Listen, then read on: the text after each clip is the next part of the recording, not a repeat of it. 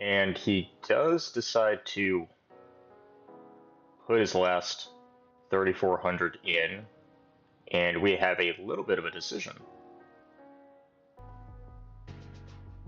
Hey everyone. So, back after a bit of a break. Apologies for the lack of uploads. I have been extremely busy and on and off sick a little bit. But we are back. I'm going to try to upload daily, starting with a hand review today. So going through some of my hands, found this one and thought it'd be fun to kind of go through an upload. So we will just jump straight in. Quick table dynamic. It is a VPIP game. I don't recall the exact VPIP, but I know it was about 30, 35-ish. And game is 10-20 with an ante. We will again jump straight in. We start with an under the gun open of 80, an MP3 bet to 294, and we have our first decision point. So again, a little more context. The under the gun and MP player do have wider ranges, even for VPIP games. And for that reason, I think 4-bet is an option. I don't like fold. In normal circumstances versus a normal EP open and a normal MP 3-bet, which is going to be about 17% RFI and then I think like 5 or 6% 3-bet, we can probably start to consider folding here. But in VPIP land, where ranges are naturally wider, our opponents even take that to a further extent, I think folding is off the table. I also think 4-betting is a little ambitious. We could still easily run into aces from NP, not doing amazing. And by flatting, we get to keep in the what I would classify as the more fun player, who we're also deep with, so under the gun. And we do, by flatting, get to avoid running into, again, NP's aces. They don't always have to have aces here, but they should have a very, very ace-ace heavy range, given where they 3-bet. So we do elect to flat. Comes back around to EP, who puts in the 4-bet for 1230. NP decides to call instead of fold. Or excuse me, call instead of rip it in. And we have a pretty clear call here, in my opinion. 4-betting is just a mistake. We run into ace too often here. We're not pushing equity. And once the third player gets it in with 5 random cards, with us being at a pretty big equity deficit versus aces, we're going to be even more so 3-ways. So I think the call is pretty clear here. And on to the flop we go. So we get a flop of 10-10 to rainbow, which is very interesting. So again, we can't really emulate this in a trainer, just because it's a 4-bet pot, stacks are a little bit goofy, and we have other variables as well, as previously discussed. But the 10 is a very interesting card because it's well repped in really all ranges, but especially, MP as well. MP has enough 10x in their 3-bet range, even MP versus EP. But even more so, 10x is really repped in my range. I'm going to have a ton of double pairs that contain 10s.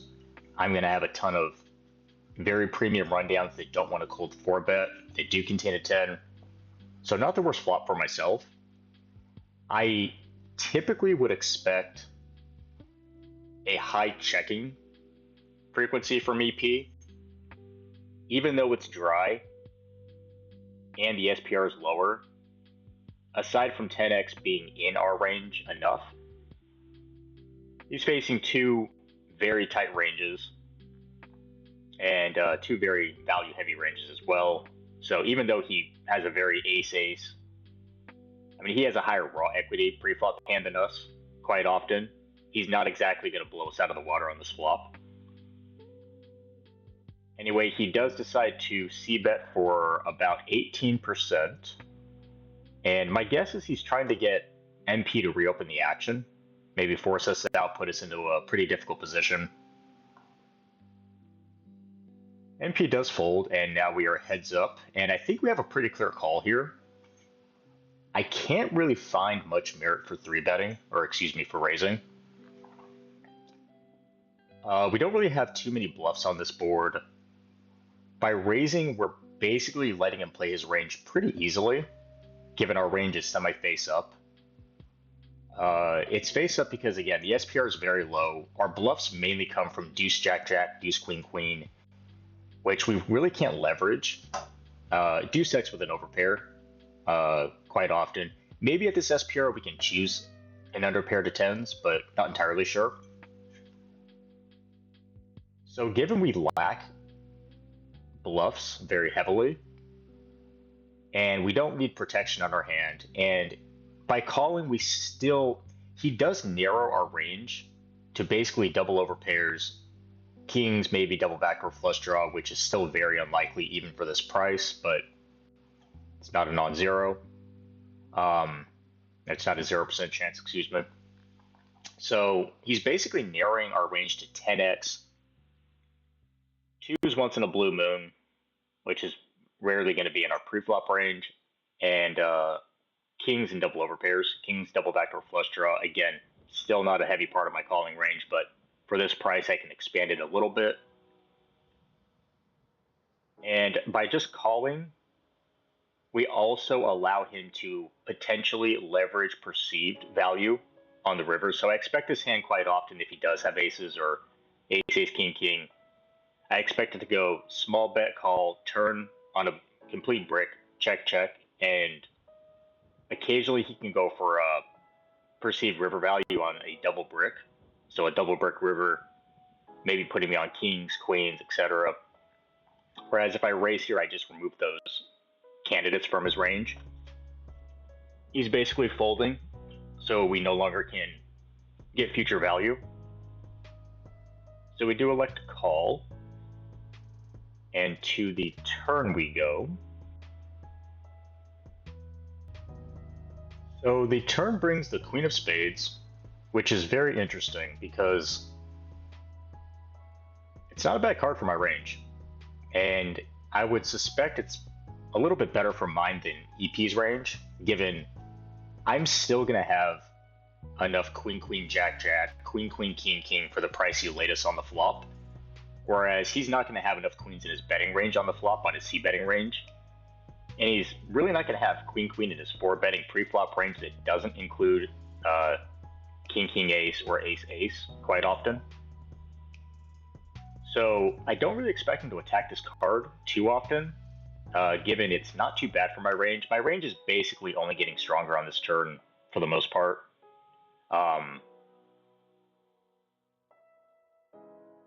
So yeah, but we do get a few more surprises, and we face a roughly 5th pot barrel, a little less. And again, I think we have a pretty clear call here. I think we have too much equity versus range to fold, even though his range is starting to shape up to be very strong. He really shouldn't be doing this with aces and kings. Bottom of his value range is basically 10x here. Even ace 10 is starting to get a little bit dicey from Villain's point of view, given I'm still going to have enough queen, queen, and queen 10 in my calling range. So I expect him to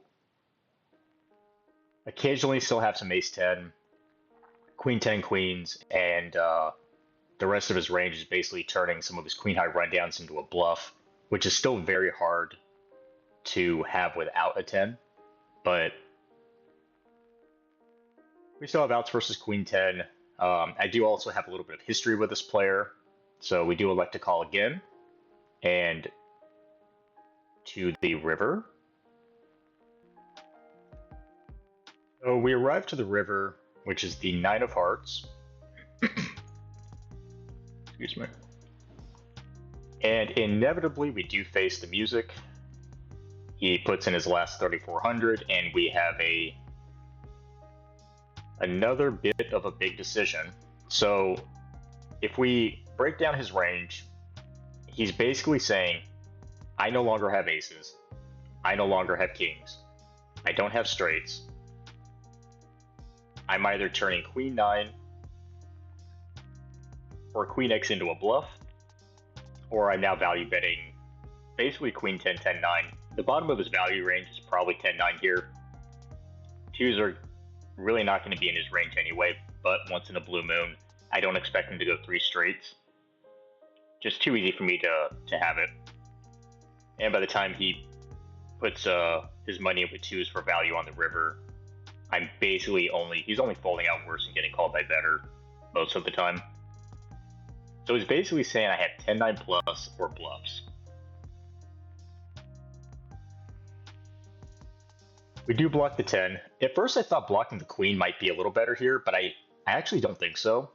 And the reason for that being is how pre-flop ranges were constructed. He's just not going to have queen queen in his range enough. He's going to have more queen 10. So I think we'd rather block the 10 than the queen here. Whereas in some circumstances, we'd rather block queens and queen 10. So we'd rather have the queen over blocking 10-9. Or I guess a better way to phrase it is having the queen is a more relevant blocker in a lot of situations, whereas I think it's probably the 10 here. I could be wrong, but that's my guess. So given how his range is extremely value heavy, and given how he's narrowed my range to basically 10x plus, most of my calling range on the turn is going to contain at least a 10. So given how tight and value heavy both ranges are, his bluffing frequency should be very low here. That being said, so actually going back on that real quick, because of those reasons and because I think most players in this spot do not have a heavy bluffing range, I would highly advise just folding here. Going back to the butt, I have history with this player, and I know they are very capable. So I think I timed down to like 1 or 2 seconds, and we did make the call.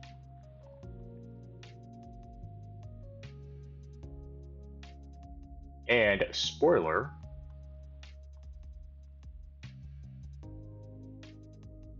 our opponent was turning queen 9 into a bluff. So let's dissect this a little bit. Flop C bet. So the 4-bet's very, very, very ambitious pre-flop in my opinion. I don't even care what solver says. I don't think it's in there, to be honest. I don't ever see this hand in a 4-bet ever in the spot, but it's just we don't dominate anything. Hand's a little rougher. Like I think he thinks his hand's smoother than it is. Actually, it's not bad, but there are definitely still some gaps, low suits. Not the candidate you really want to be 4-betting and play a position out of or a pot out of position with. This is more of a let's play deeper in position type of hand, given it lacks raw equity. So pre-flop's a little ambitious in my opinion. His flop C bet is extremely ambitious in my opinion.